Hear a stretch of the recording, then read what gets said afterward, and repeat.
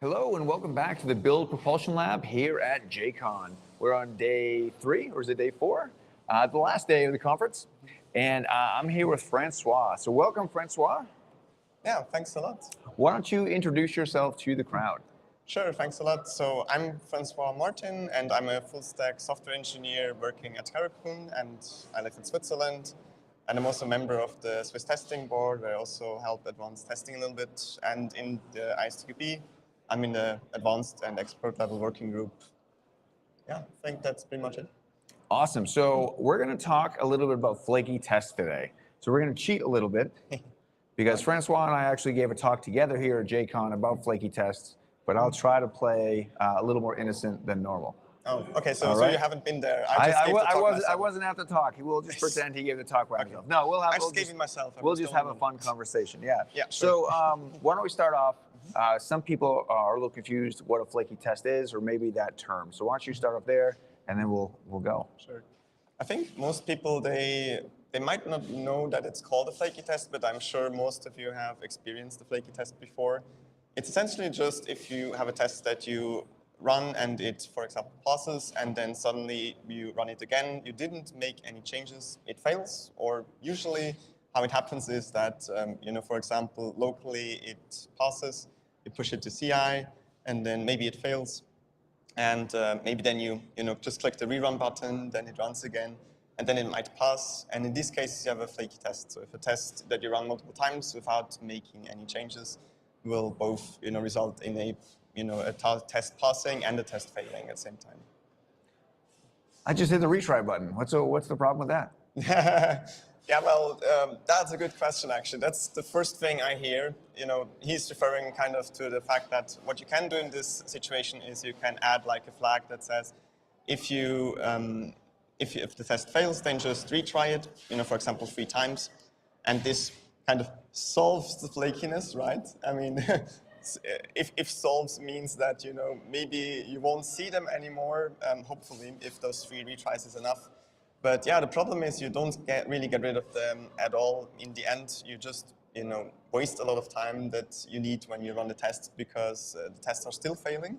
And this also means that the test still needs to be rerun again. And let's say your test takes 30 seconds and this happens 3 times, then you lose 90 seconds essentially. And this is very slow. Yeah, so I'm kidding. So obviously, yeah, of course. I don't want to have flaky tests, but sure. I think a lot of people struggle with this. They struggle with what to do. They struggle where to go from there. Absolutely. It's just the same. It's always just been that way at a company you work at.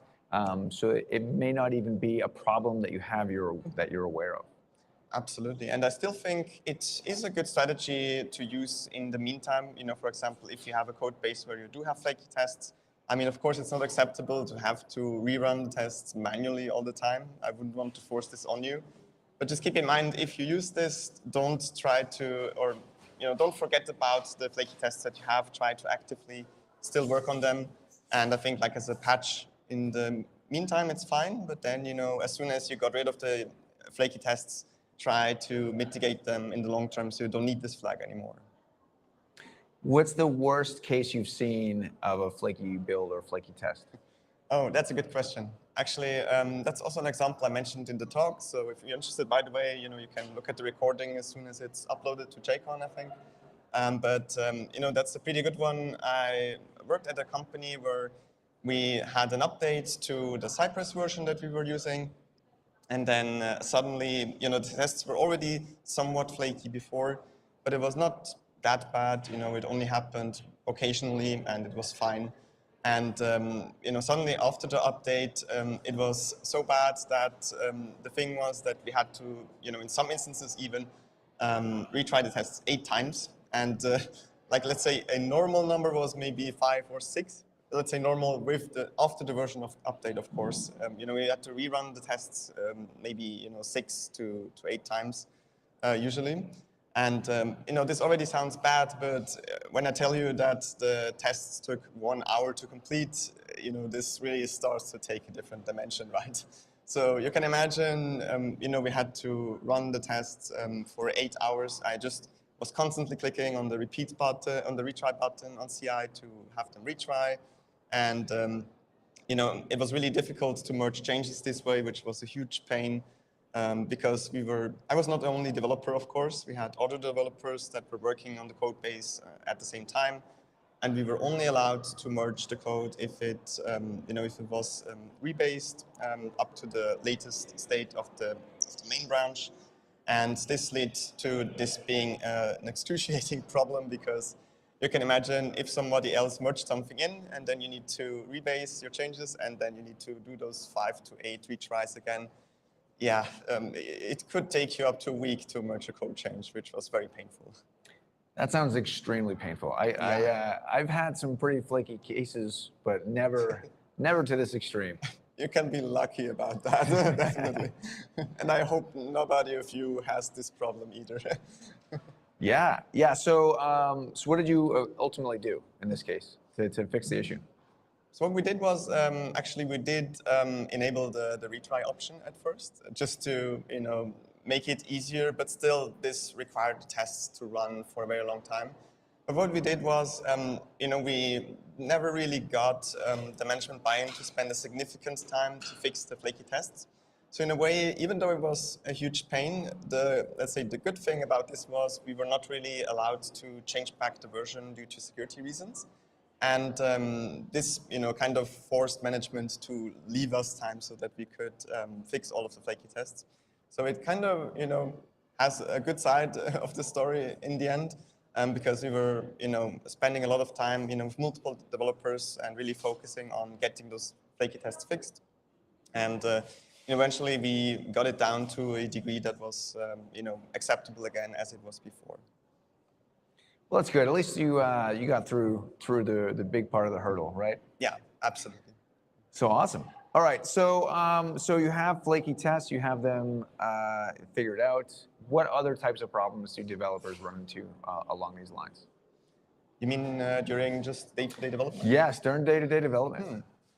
I think maybe one thing I could think of is maybe some misunderstandings in pull requests. Is that something I think that is always a bit tricky to handle?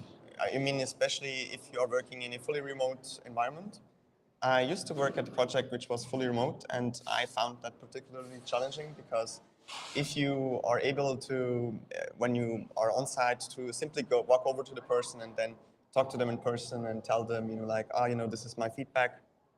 This is maybe, not that big of a deal. But if it's fully remote and it's difficult to catch the people, at least it wasn't in different time zones, but I can imagine if it was in multiple different time zones, it could have been even more difficult if the work was truly asynchronous. But yeah, I think that's maybe one thing I notice sometimes, which is I've definitely had those cases. So I've also had cases where I had flaky tests in my build, and that screwed up the communication in my pull request as well. Oh, interesting. Yeah. So if it looks like your build is failing and it's not my fault, then That's true. I mean, it's also a good question of how do you essentially communicate if you are in a code review and you see that the test is flaky? How do you get them to fix it, especially if they don't know, or if they don't know about flaky tests or whatever? Yeah, it's tricky. So communication is always hard. Absolutely, yeah. Absolutely. Great. All right. Well, thanks for being here, Francois. So where can developers learn more about you, maybe flaky tests or your thoughts on development? Sure. So, I mean, feel free. There is, from my company, there is a blog where I actually also sometimes publish some blog posts. It's called Karakun Dev Hub. Feel free to check it out. And of course, you can always, connect with me on LinkedIn, ask me some questions there, or find me at the conference. Awesome. Well, thanks again for being here. And we're kind of wrapping up the last day here at JCON. So if you're watching, stay tuned. We'll have all these videos on YouTube right now as well. So see you next time. Bye. Yeah. Bye, everyone.